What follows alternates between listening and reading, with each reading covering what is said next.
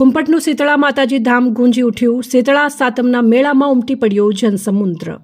ડીસા તાલુકાના કુંપટ ગામે આવેલ ઐતિહાસિક શીતળા માતાજીના મંદિરે શીતળા સાતમના નિમિત્તે ભવ્ય લોકમેળો યોજાતા સમગ્ર પંથકમાંથી હજારો શ્રદ્ધાળુઓ ઉમટી પડ્યા હતા।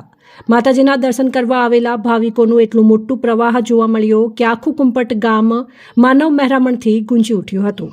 વર્ષો જૂની પરંપરા અનુસાર લોકો રાંધણ છઠના દિવસે ભોજન બનાવી સાતમના દિવસે ઠંડુ ભોજન આરોગે છે અને માતાજીના દર્શન કરવા આવે છે।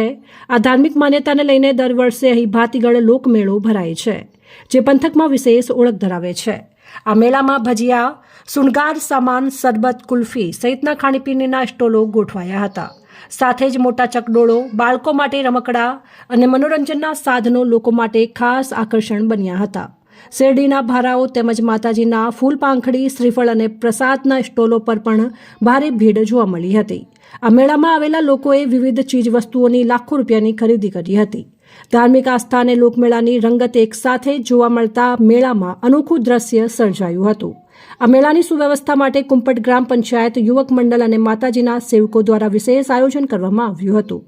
દર્શનાર્થીઓને કોઈ તકલીફ ન પડે તે માટે પાણી અને છાશના સેવા કેમ્પો પણ ગોઠવાયા હતા। મેળા દરમિયાન શાંતિ જળવાઈ રહે તે માટે ડીસા રૂરલ પોલીસ, હોમગાર્ડ અને જીઆરડી દ્વારા કડક બંદોબસ્ત ગોઠવાયો હતો, જેના કારણે મેળો શાંતિપૂર્ણ માહોલમાં સંપન્ન થયો હતો। અહેવાલ પ્રહલાદ સિંહ દરબાર, કુંપટ। જોતા રહો સેન્ટ્રલ ભારત ન્યૂઝ બ્યુરો।